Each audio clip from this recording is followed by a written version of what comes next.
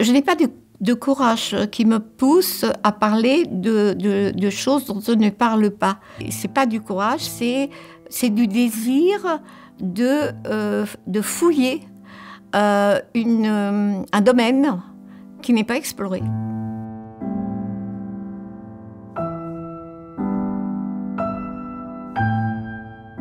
J'ai commencé vraiment de vouloir écrire dans ma 20e année. J'étais en Angleterre. C'était une période très, très vide dans ma vie, d'incertitude. Au fond, je ne savais pas du tout ce que j'allais devenir. Et j'étais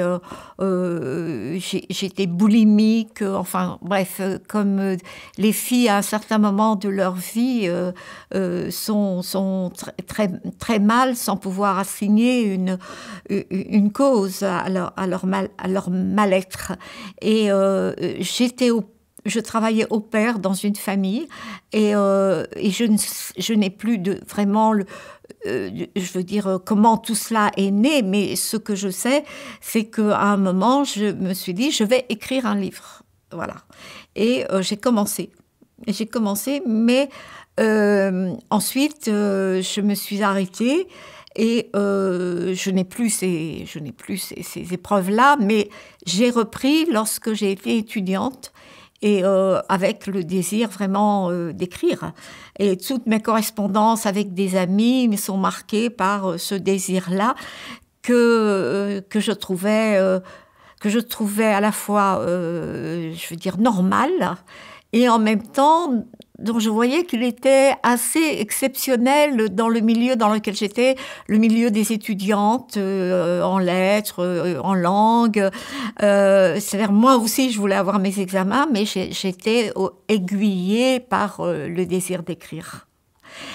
J'ai écrit un texte, il a été refusé par mon éditeur à qui je l'avais envoyé, Le Seuil, et après, ma vie a pris un tour très heurté, très bousculé, et alors à ce moment-là, j'ai été presque 10 ans sans écrire, mais j'ai eu tous mes examens, je suis devenue professeure, et j'ai repris l'écriture avec une idée tout à fait différente, en fait, voilà, de l'écriture.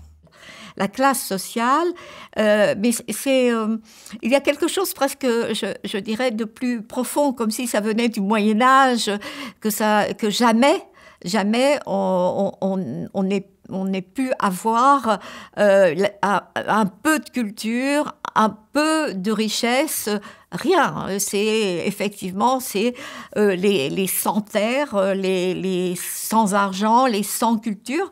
Alors oui, c'est même une phrase que j'ai écrite à 20 ans. J'écrirai pour venger ma race. C'est-à-dire pour ma famille qui est originaire de paysans, d'ouvriers, mais aussi pas seulement ma famille, c'est-à-dire quand je dis race, en fait, ça voulait dire classe sociale. Et c'est cette conscience-là, puisque moi, à ce moment-là, je suis étudiante en lettres et que pour moi, la littérature, c'est énorme. Je vais être professeure de lettres. Et il est évident que ça a beaucoup de sens. Mais en même temps, c'est une phrase un peu vide parce que je ne sais pas, au fond, écrire. Est-ce que écrire suffit comme je le pense, venger ma race? Non. Non, c'est ce qu'on écrit et comment on l'écrit. Parce que c'est pas écrire tout seul. Qui suffit. Voilà.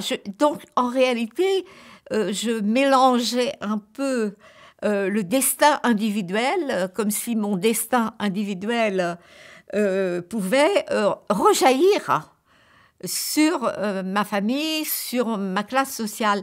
En réalité, non. C'est le vainqueur individuel, reste un vainqueur individuel. Ça dépend de ce qu'il fait. Et ça, évidemment, ça sera un peu plus tard, quand je vais être justement professeur, que mon père sera décédé, sera mort, que je penserai à écrire, cette fois, en pensant à tous ceux dont je suis issue, oui. J'ai fait ce que je pouvais faire de mieux, je pense. ce que je pouvais faire de mieux. Alors, j'ai été professeure, donc c'est déjà un métier qui est tourné vers la transmission. Et si possible, justement, à tous. Mais l'écriture, c'est évidemment tout à fait autre, c'est beaucoup plus vaste. Et je pense que je ne pouvais pas faire quelque chose de mieux que ce que j'ai écrit, avec l'idée dans laquelle je l'ai écrit.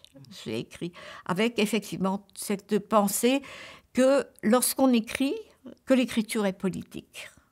Que l'écriture est politique et que c'est suivant le type de livre qu'on écrit, suivant le regard que l'on pose sur le monde autour, parce que c'est ça, et le choix de la langue, le choix des mots, le choix de la syntaxe aussi, tout cela participe justement de ce projet.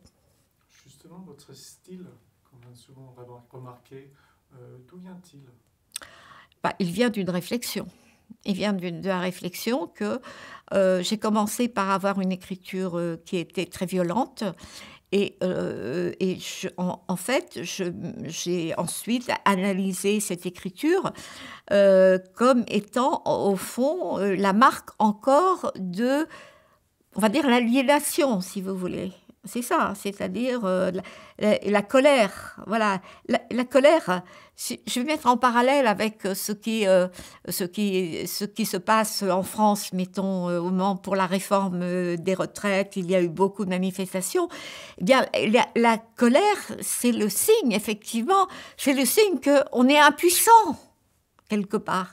Et même dans mon écriture, donc j'avais ce sentiment-là d'une forme, après le premier livre, notamment Les Armoires vides, qui est mon entrée en littérature, je me suis effectivement posé cette question. Et donc c'est une réflexion qui a fait que, en écrivant non plus sur moi, parce qu'il y a 3 livres écrits sur moi, enfin à partir de moi, mais en écrivant sur mon père, et donc aussi sur je veux dire, effectivement, mes grands-parents, enfin, la race, donc, si on peut dire entre guillemets. Donc, à ce moment-là, que je me suis posé des questions de position de celui qui écrit. Où suis-je dans le texte ? De quel côté je suis ? Et là, effectivement, j'étais la fille qui a fait des études. Donc, est-ce qu'en écrivant, je vais me placer du même côté, du côté des lecteurs, uniquement des lecteurs qui peuvent justement apprécier mon langage, éventuellement mes comparaisons, etc. Ou bien, est-ce que je vais essayer d'être au niveau des faits ? Et j'ai choisi d'être au niveau des faits de la réalité. D'où cette écriture que j'ai nommée à tort plate, parce qu'elle n'est pas tellement plate, mais elle est factuelle. Factuelle, comment ça ? Factuelle, c'est-à-dire qu'il n'y a pas, il y a une retenue du sentiment, par exemple, du sentiment, retenue aussi dans les comparaisons. Enfin, je ne cherche pas à faire joli, je cherche à faire juste. De toute façon, c'est toujours comme ça. Je ne cherche pas à faire beau, je cherche à faire juste. Et comment sait-on ?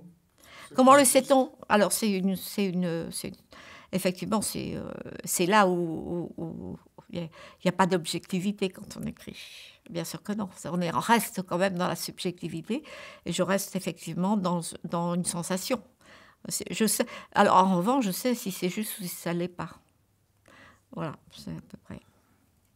Je me suis à un moment, effectivement, demandé, au fond, ce que j'écris, qu'est-ce que c'est que j'écris ? Et m'apercevoir qu'en réalité, je me sers aussi bien de données historiques. Je ne peux pas me représenter un texte qui ne soit pas soumis en même temps à des données historiques, à des données sociologiques et également, la mythologie dans ce sens où il y a toute une part aussi d'imaginaire et quand même, qui envahit toujours un texte. Voilà. Et aussi, évidemment, j'ai aussi le désir, je me situe dans la littérature. Je ne me situe pas dans les sciences sociales, je ne me situe pas dans l'histoire pure. Je me sers, mais je suis informée, si on peut dire, par ces sciences-là. Mais je considère que ce que je fais se situe dans la littérature. Et pourtant, on sent aussi que vous êtes en quelque sorte en bataille, en guerre contre un certain type de littérature. Ah bien sûr, mais c'est normal, tous les auteurs le sont, je pense. Tout le monde choisit. Et tout le monde, tout auteur se situe se situe dans la littérature. Enfin, je pense, du moins, c'est très bien quand même s'il est plus du côté de Flaubert, de Proust ou de Céline, ou voilà, d'une certaine manière, si on le pousse dans ses retranchements. Enfin, je crois. Hein. Donc, c'est... Je sais, enfin, pour moi, je renie pas du tout je veux dire, le capital reçu, le capital littéraire, effectivement, la tradition littéraire qui m'a été inculquée.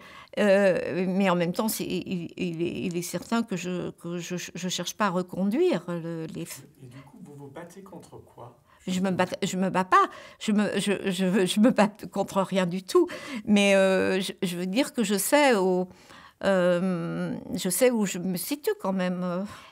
Alors en fait, je ne suis pas, je rejette la fiction comme quelque chose qui n'a pas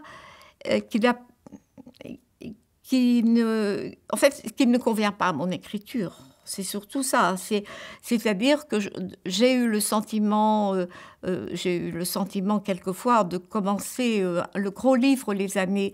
Je l'ai commencé, je dois avoir des brouillons où je commence d'une manière avec un personnage. Oui, un brouillon, c'est un personnage avec un autre prénom que le mien. Et je sais que je suis à ce moment-là, que je suis en train d'arranger les choses, vous voyez. Donc, je vais partir, je vais plus faire la distinction entre la vérité et la non-vérité. Et cela, c'est plus du tout mon désir depuis très longtemps de faire ainsi, mais de partir, en fait, de partir de choses ressenties, de la sensation, de choses réellement ressenties, et qui vont en fait donc être la construction, d'être la construction. Il est assez simple, par exemple pour moi, de dire que la construction des années vient en fait de choses qui sont toujours ressenties. La construction, c'est-à-dire par exemple les repas, parce que les repas, disons que dans ma mémoire, c'est une sorte de focus où il y a le passé, il y a le présent, et il y a l'avenir tel que, à ce moment-là précis, on l'imagine, parce que les gens en parlent.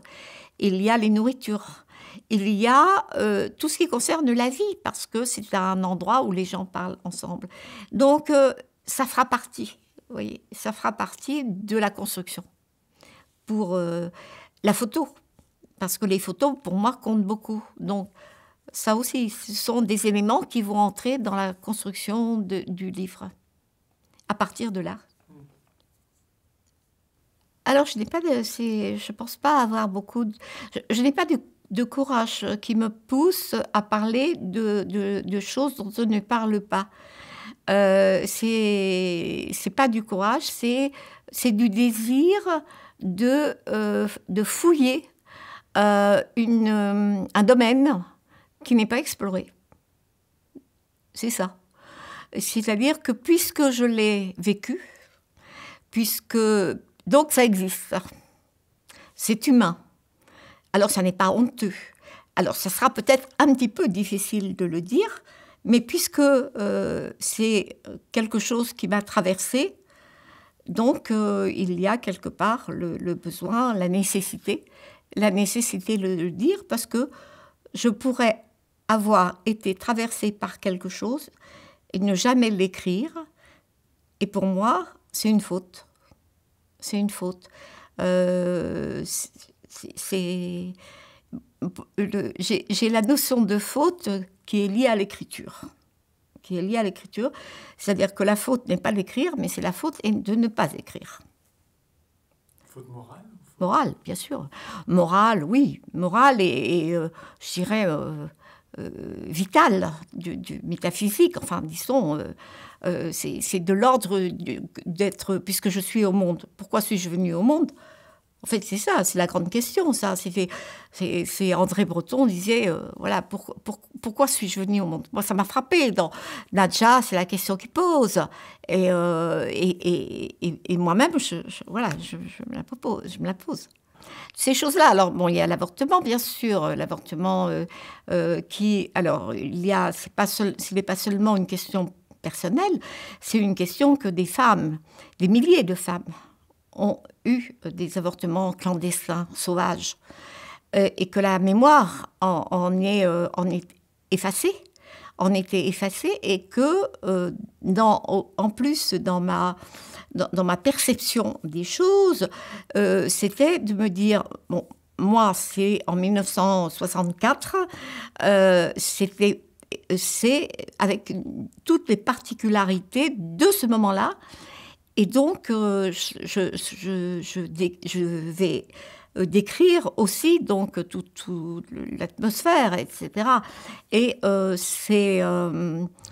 j'avais pas trouvé ça dans d'autres récits. Par exemple, je ne l'ai jamais relu, mais j'avais lu Les Chemins de la liberté de Jean-Paul Sartre. Ces trois dans le premier tome donc des Chemins de la liberté, L'âge de raison, ça s'appelle. Dans L'âge de raison, il y a donc une femme qui avorte, et je me souviens vaguement, mais ça. Moi, je n'ai pas vécu de cette façon-là. Donc, en fait, je suis obligée, d'une certaine manière, de décrire, moi, comment je l'ai vécu et comment je l'ai ressenti.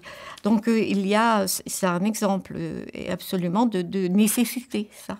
Alors, l'affect de la honte, c'est certainement un de ceux qui est le plus difficile à exprimer. Il y a de la honte à éprouver la honte. Et justement, de pouvoir l'analyser, de pouvoir d'où ça vient, c'est difficile avec l'écriture. C'est difficile de ne pas non plus, comment dire, de ne pas faire, de ne pas susciter une forme de pitié, d'une certaine manière. C'est ça.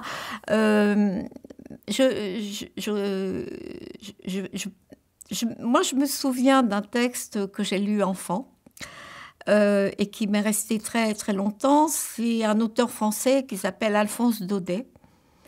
Et ça s'appelle Le Petit Chose. C'est très autobiographique comme récit. C'est un récit qui a été très, très lu par toute ma génération, qui l'est beaucoup moins maintenant.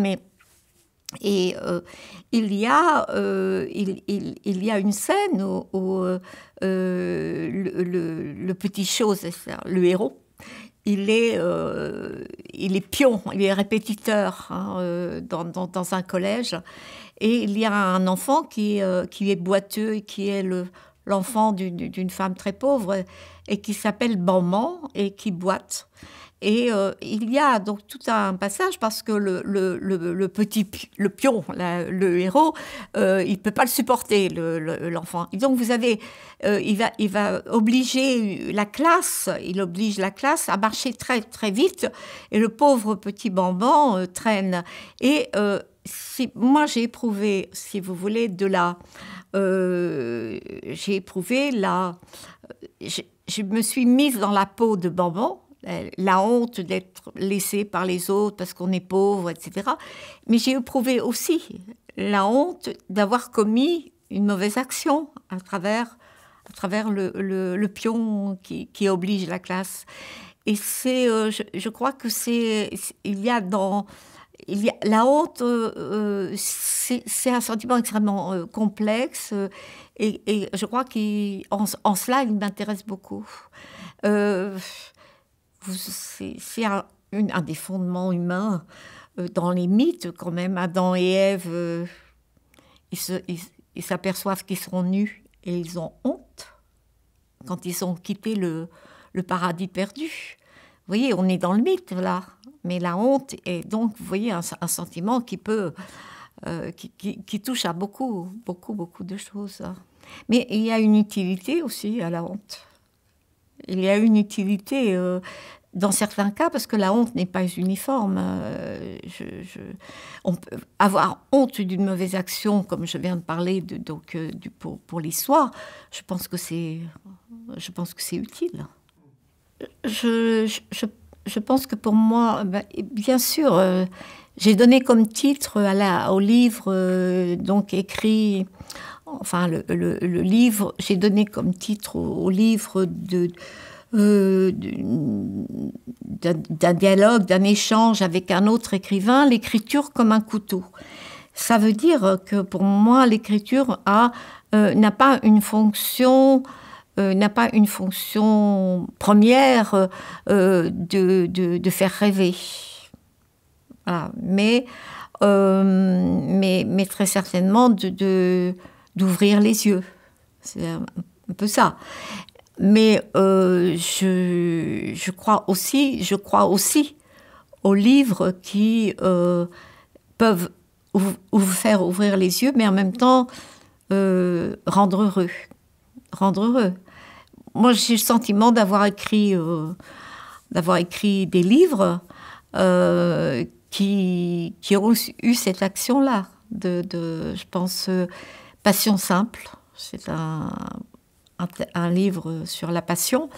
Également, alors qu'il est très, très, je veux dire, au couteau, d'une certaine manière. Il n'y a pas de complaisance, et les années aussi, parce que c'est le sentiment du temps qui passe, mais en même temps qui donne peut-être un sentiment de mélancolie heureuse. Pas de tristesse, mais de mélancolie.